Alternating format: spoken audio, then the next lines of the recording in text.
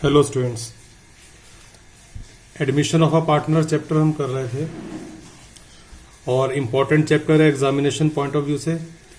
एक question full fledge 8 marks का इस चैप्टर में से आता ही है और शॉर्ट क्वेश्चन 2 मार्क्स 3 मार्क्स के भी आ सकते हैं अलग से, तो ध्यान से करें। इस चैप्टर में बेसिकली हमें ये 5 पॉइंट्स डिस्कस करने हैं। एक तो हमें सबसे पहले new ratio, new profit sharing ratio और सेक्रीफाइसिंग रेशो ये निकालनी है। पिछले वीडियोस में हम डिस्कस कर चुके हैं कि how to calculate the new profit sharing ratio and sacrificing ratio, तो वो अच्छे से हमें निकालनी आनी चाहिए। एक क्वेश्चन अलग से 2 या 3 मार्क्स का खाली न्यू रेशो या सेक्रीफाइसिंग रेशो को कैलकुलेट करने का आ सकता है। फिर हमें इस चैप्टर में गुडविल को ट्रीट करना है, क्योंकि जो नया पार्टनर है वो गेनिंग पार्टनर होता है, जो भी उसका शेयर है वो ओल्ड पार्टनर्स के सेक्रीफाइस से बनता है। तो वो गुडविल जो ओल्ड पार्टनर्स ने अपने एफर्ट से जनरेट की है उसकी ट्रीटमेंट भी की जाती है जब एक नया पार्टनर एडमिट होता है। तो लास्ट वीडियोस में हमने वो डिस्कस किया था कि किस तरह की एंट्रीज आपने गुडविल की बनानी है।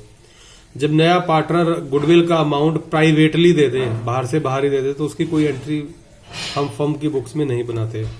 लेकिन जब नया पार्टनर गुडविल का अमाउंट कैश लेके आ रहा है तो हमने बताया था कि एंट्री होती है cash account debit to premium for goodwill and premium for goodwill account debit to old partners capital account. That goodwill which is brought by the new partner is divided in old partners in their sacrificing ratio. तो जैसे जैसे उन्होंने sacrifice किया उसके according उनको वो amount goodwill का मिल जाता है। और अगर इसी में एक बात और की थी कि अगर वो ओल्ड पार्टनर गुडविल के अमाउंट को विड्रॉ कर ले जो नया पार्टनर उनके लिए लेके आया है, तो एक एंट्री फिर हमें और बनानी पड़ती है। उनकी जो हमने कैपिटल क्रेडिट की थी पार्टनर्स की, वो फिर वो डेबिट हो जाती है और वो टू कैश बिजनेस में से चला जाता है, तो वो एक एंट्री हमें बनानी पड़ती है।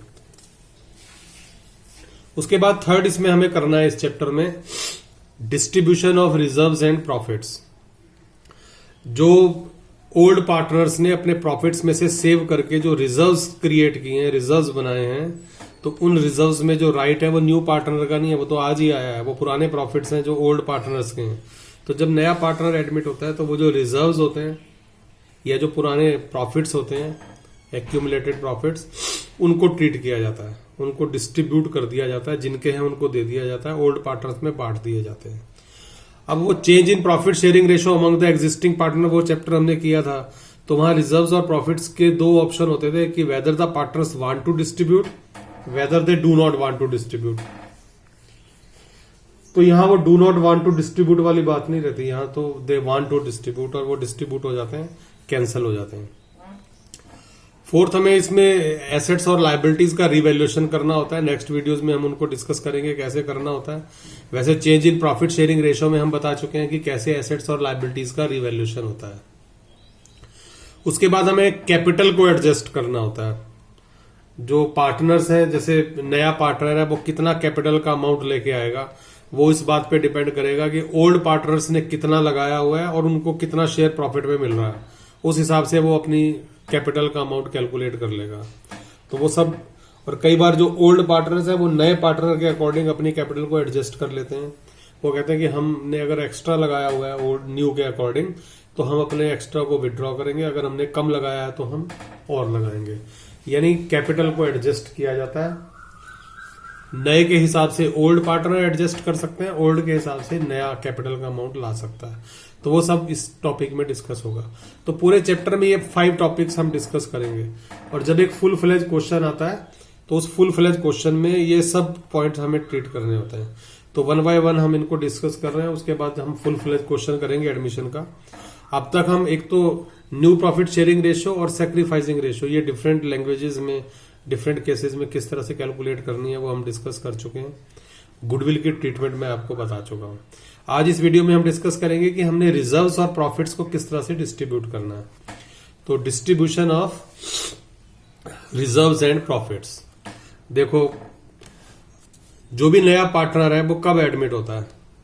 नया पार्टनर आज एडमिट हो रहा है, आज मतलब on the very first day of the new year. तो इससे पहले क्या होता है, 31 मार्च को हिसाब हुआ ए बी का। Suppose A B old partner है, जब साल के एंड में हिसाब होता है तो बैलेंस शीट बन जाती है। तो ये बैलेंस शीट बन गई AB की, हिसाब हो गया इनका आपस में। 1 अप्रैल को जैसे नया साल शुरू हुआ, इन्होंने अपने फ्रेंड C को भी बिजनेस में एडमिट कर लिया। अब जिस दिन C एडमिट हुआ उससे जस्ट पहले A और B की बैलेंस शीट बनी हुई है।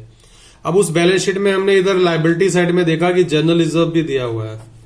तो ऑब्वियसली ये जो जनरल रिजर्व बैलेंस शीट में गिवन होगा ये किनका है, ये AB का है। AB सपोज लास्ट 5 ईयर से बिजनेस कर रहे हैं, तो हर साल प्रॉफिट्स में से सेव कर करके उन्होंने ये रिजर्व क्रिएट किया है, बनाया है। तो इस रिजर्व में जो राइट है वो भी AB का ही है। आज C एडमिट हो रहा है, C का इस रिजर्व में कोई हिस्सा नहीं है क्योंकि उसका कोई कंट्रीब्यूशन इस रिजर्व में नहीं है।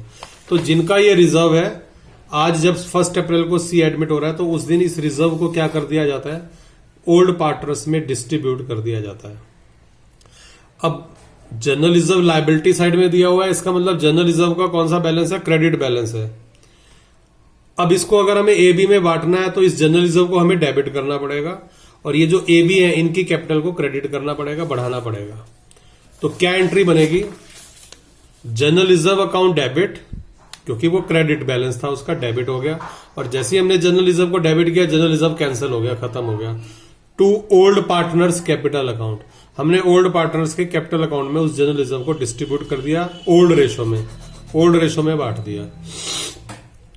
तो ये एंट्री हमें बनानी पड़ती है जब भी हमें जनरल रिजर्व को डिस्ट्रीब्यूट करना है। और जरूरी नहीं कि वो जनरल रिजर्व के नाम से ही रिजर्व हो, जनरल रिजर्व हो सकता है, प्रॉफिट एंड लॉस अकाउंट हो सकता है, लायबिलिटी साइड में प्रॉफिट्स होते हैं, पुराने प्रॉफिट्स हैं तो वो बढ़ जाते हैं।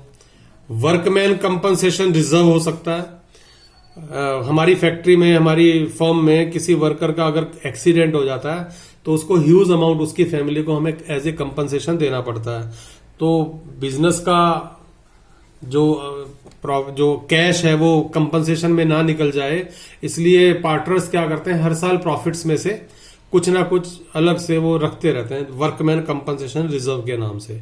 और क्योंकि प्रॉफिट में से ही उन्होंने इस रिजर्व को क्रिएट किया और सपोज वर्कर का किसी का एक्सीडेंट नहीं होता तो ये रिजर्व भी पार्टनर्स का ही है, तो ये भी डिस्ट्रीब्यूट हो जाता है। इसके बारे में कुछ और बताएंगे हम वर्कमैन कंपनसेशन रिजर्व के नेक्स्ट वीडियो में। तो अभी तो आप जस्ट ये समझे कि जरूरी नहीं कि रिजर्व का नाम जनरल रिजर्व हो, वो वर्कमैन कंपनसेशन रिजर्व के नाम से भी हो सकता है, इन्वेस्टमेंट फ्लक्चुएशन रिजर्व के नाम से भी हो सकता है, और लायबिलिटी साइड में प्रॉफिट एंड लॉस अकाउंट का बैलेंस भी हो सकता है जो कि हमारे प्रॉफिट्स हैं। तो इन सबको हम क्या करते हैं, क्रेडिट बैलेंस होता है, इनको डेबिट कर देते हैं और ओल्ड पार्टनर्स में हम इनको डिस्ट्रीब्यूट कर देते हैं, ओल्ड रेशो में बांट देते हैं। तो ये एंट्री बनती है जनरल रिजर्व अकाउंट डेबिट या workman compensation reserve account debit या profit and loss account debit या investment fluctuation reserve account debit, whatever is given on the liability side, now that will be debited and old partners capital account will be credited in their old ratio। तो ये एक entry हमें बनानी है, जब भी कोई नया पार्टनर एडमिट होगा पुराने रिजर्व्स प्रॉफिट्स वो डिस्ट्रीब्यूट होंगे। लेकिन एक ध्यान रखना, ये जो प्रॉफिट एंड लॉस अकाउंट की हमने बात की है, प्रॉफिट एंड लॉस अकाउंट इधर एसेट साइड में भी दिया हो सकता है। तो अगर ये एसेट साइड में दिया हुआ है तो इसका वो डेबिट बैलेंस है और वो लॉस है। Instead of deducting the loss from capital we may show it on the asset side also, तो वो लॉस है। अब लॉस है, डेबिट बैलेंस है, अब उसको खत्म करना है तो उसको क्रेडिट करना पड़ेगा और वो जो लॉस है उससे जो ओल्ड पार्टनर्स है उनकी कैपिटल कम हो जाएगी। तो फिर हमें ये रिवर्स एंट्री बनानी पड़ेगी, old partners capital account debit हो जाएंगे और वो जो प्रॉफिट एंड लॉस अकाउंट है that will be credited if it is given on the asset side. तो ये ध्यान रखना।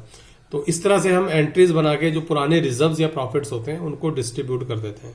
नेक्स्ट वीडियो में मैं वर्कमैन कंपनसेशन रिजर्व और इन्वेस्टमेंट फ्लक्चुएशन रिजर्व इनके बारे में कुछ और हम इनमें केसेस लेंगे कि इनको ट्रीट करते हुए हमें किन किन बातों का और हमें ध्यान रखना है। तो नेक्स्ट वीडियो में हम डिस्कस करेंगे। अभी के लिए इतना ही कि आपने जो भी रिजर्व्स हो लायबिलिटी साइड में उनको आप बांट दें ओल्ड पार्टनर्स में, ओल्ड रेशो में। Thank you students.